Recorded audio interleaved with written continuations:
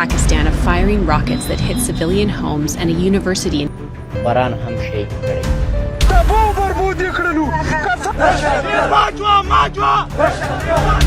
یو مسلمانان دي، یو پښتانه دي، یو افغانان دي.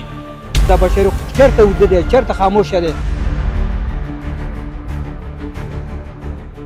پاکستانی چارواکو د کونړ په اسداباد او د پوهنتون پر بریدونو سترګې پټې کړې او ویلي دي چې پوځ یې ملکی وګړي نه پناه کوي. पाकिस्तान द अफगानिस्तान कुनड़ विलायत की मुबैना हमलों په حواله د افغان چارواکو میډیا خبرونه رد کړي دي. دا څرګندونې داسې مهال کیږي چې په افغانستان کې د ملګرو ملتونو سیاسي استازولۍ یا یونما وروسته له هغه چې د پاکستان پوځي رژیم پر افغان خاوره تجاوز وکړ او کونړ یې تر خپل بریدونو لاندې راوست، وویل چې په کونړ کې یې د ملکی وګړو مرګ ژوبله مستند کړې ده، هغه څه چې پاکستان پوځ یې ورخطا کړی دی. همداراز نړیوالو رسنیو هم د دغو بریدونو په اړه راپورونه خپاره کړي او د ملکی مرګ ژوبلې او تعلیمي بنسټونو په نښه کېدل یې د خبرونو سره ټکي ګرځولي وو. پاکستانی چارواکي دا راپورونه تبلیغات بولي، خو د پیښې عیني شاهدان او سیمه ییز خلک بیا بل څه وایي. دا فوجیان حضرات ولاړ دي، دلته زوراړي نو هغې راړئ چې ته نه یې وراړولی هغې نه راړئ. باران هم شهید کړی. پاکستانی رژیم لخوا چې کلم بریدونه ترسره شوي دي نو ډېری برخه یې ښځې او ماشومان وي. نو غم او خفګانو دا خو ما نه مې دا پروژې مخکې رارسېدلې او که دې خپل کور ته اړولي ماشومانان او بیا د دې له کور نه او هغې کور کې پنځه شپږ کسان زخمي. دا نړیوالو زموږ دا غوښتنه ده چې اوس دا بشر چرته وده دي، چرته خاموشه دي.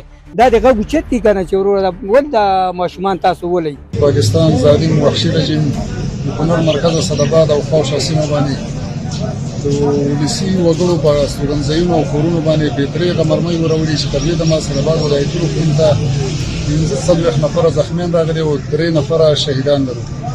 بل لور ته ځینو پاکستانی رسنیو لومړی د بریدونو خبرونه خپاره کړل، خو وروسته یې دا راپورونه ایډیټ یا لرې کړل، هغه څه چې د معلوماتو د شفافیت په اړه پوښتنې راپورته کوي. پاکستانی پوځ یوازې په کونړ کې ملکی وګړي نه دي وژلي، بلکې د خیبر پښتونخوا په ځینو سیمو کې بې ګناه وګړو کورونه بمبار کړي دي او ماشومان یې شهیدان کړي دي. تابو بربود یې کړلو، قسم دی چې دا ټول مې سره جوړ دي، غار کې کړو تابو یې کړو. د افسوس خبره دا وه چې دا نه پېژني چې دا کور دی، دا ماشوم دی، دا زنانه. تاسې به پرون نوټ کړي چې په یوه ورځ کې د باجوړ نه واخله د وزیرستانه پورې خیبر او رکزو په دې کې چې کومه دی مختلف واقعات مختلف اکسیډنټ شوي دي.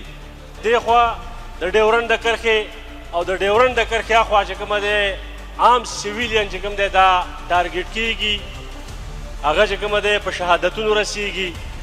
دې خوا هم مامون دي او د ډیورنډ د کرښې اخوا په کونړ کې هم مامون دي او دغه سلسله بیا دغه شان راواخله تر د شینوارو نه راونیسه، ساپو نه راونیسه، دا رسه د چمن د دروازې پورې دواړه سیټه چې کومه دی یو خلک دي، یو مسلمانان دي، یو پښتانه دي، یو افغانان دي.